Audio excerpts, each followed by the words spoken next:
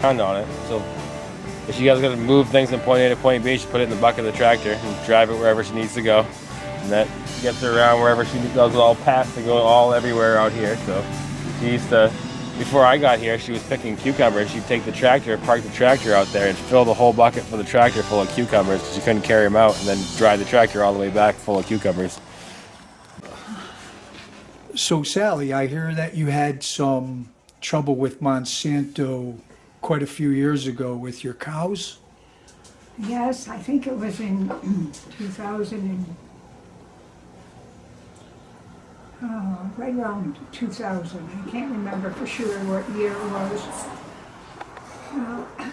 I was on the Boston Milk Producers Board of Directors, but I was only a 32 cow tie-up. So I was a pretty small farm, but they came to visit me one day because I was not going to the dinner that they were having to promote the bovine growth hormone. And I told them it was because I thought that was a wrong thing to be using. And they said, well, you have a very small herd here. You need to use the growth hormone to produce more milk to make it worthwhile for the truck to come and pick up your milk. You might lose your market if you don't have more milk for pickup. And I said that I wasn't going to use it. And the next day I sold some of my cows and switched to selling jug milk right here from the farm, and their truck didn't get to come at all. Afterwards, I found out that they weren't very happy about it because they were using my milk with its very low bacteria count to balance out their truckloads, so they had quality milk. And also, we had jerseys, so there was a high protein, high butterfat count in it. But they threatened to take away my market, so I wasn't going to count on it. Supposing I had been a large farm with a big bank payment to make, I wouldn't have been able to do it. And that's how Monsanto controls people. They would come here in Bradford, Maine, little backwoods town, small dairy, if somebody wasn't going along with what they said we should do and buying and supporting their product. Two thugs come by. No, well, I thought they were thugs, but they were very nicely dressed, respectable looking thugs. Did they talk to you with respect? Yeah. They made it quite clear that if I didn't use their product or kept bad-mouthing their product, that I would probably lose my market. And I wasn't going to wait to lose my market, so they called my bluff, and the next day I sold my cows. Kept just enough for jug milk. Wow. You got standards, huh? Right. I wasn't going to promote their. I did not believe bovine growth hormone was a good thing. So they just wanted to get your cows on the. the. Inject them with the bovine growth hormone. They wanted you to inject them, huh? Right. This was an injectable thing that was going to increase my milk production. It was going to increase the milk production, huh? Right. And probably make them bigger, right? No, it didn't make the cows any different. I think it wore them out. I don't think it was good for the cows. Wouldn't the bovine hormone like make them bigger, fatter? No. No. It was just made to make them produce more milk. Have you heard of the lab-grown meat? Now, a lab-grown meat, there's no such a thing. Lab, There's yeah. some lab-grown stuff that they call meat, but it's not really meat. Right. Right. They could call it meat, but it's not really meat, right? And most of your farmers are backing their farm organizations to try to make it illegal to call it meat. Why Right. should they call it a hamburger when it's not a hamburger? Except to fool the public. Except to fool the public. And then who knows who's doing that. You got Bill Gates, he's the largest share owner of farmland in the country. And he says, oh, well, that's only 1/4,000th of all the farmland. We have been very lax in this country in not paying any attention. I'm not so worried about Bill Gates. I'm not happy about China owning so much farmland. Right. Why, how much do you think they own in America? I have no idea, but it's way too much. Right, especially because their standards are so low. Their standards are so low, but also whoever owns the land controls the. If you control the food, you control the populace. Yes. That's why it bothers me that there's so few large companies control such a large percentage of our food. Right. I think what is that, 5 companies control 90% of the food supply?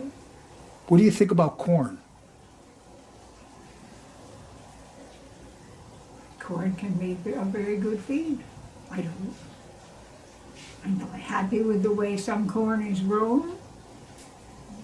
Some farmers grow it much more responsibly than other farmers do. Right. Monsanto is the largest seed producer, right? Well, I can't get big boy tomato seeds anymore unless I buy them from Monsanto. I can't even get them out of Canada because Monsanto has lobbied our government and the government won't let them come in out of Canada. They want to buy up all the varieties of seeds. A lot of your garden seeds are from Monsanto.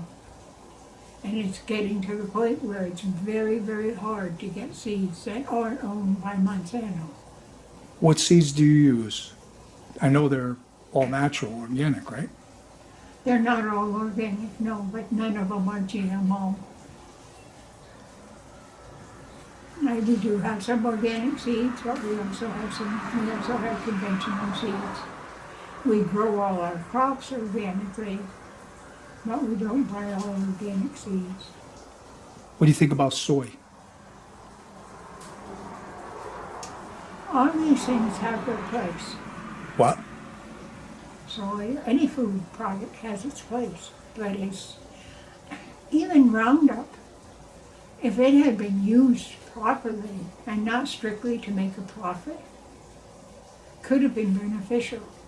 But they misused it so bad that it's a poison.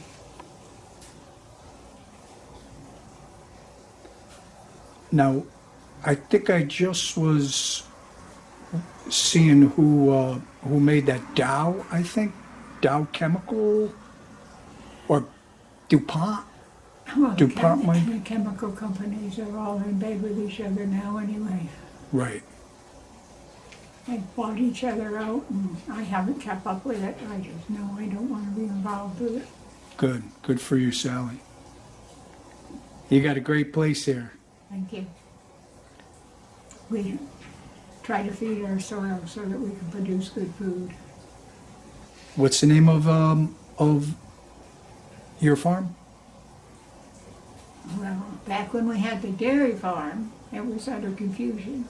We no longer are selling milk, and the greenhouse is Country Junction Greenhouse and Gardens. Country Junction? Do you hold any animosity towards Monsanto Yes. for making you sell your cows? Not for what they did for me, but what they have done to farmers across the country. Right. Right, because it's not just a local thing. This is nationwide. It's nationwide, and they have done much, much worse things to many farmers than they did to me. It didn't hurt me, because And- I had a quality product. I could just sell it direct to the customer. And they're still doing it.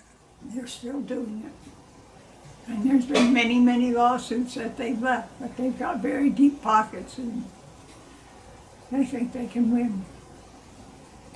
You got a message for Monsanto? I wouldn't be bothered to have even give them a message because they aren't going to pay any attention. I have a message for ordinary people, and that is to try to avoid your products that are put out by these pharmaceutical and chemical companies. Thank you so much, Sarah.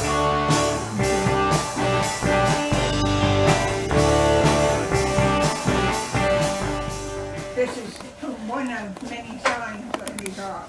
What is this, Sally? Herd Achievement Award. Wow. That's for low bacteria count. For low bacteria count. And what they were trying to do was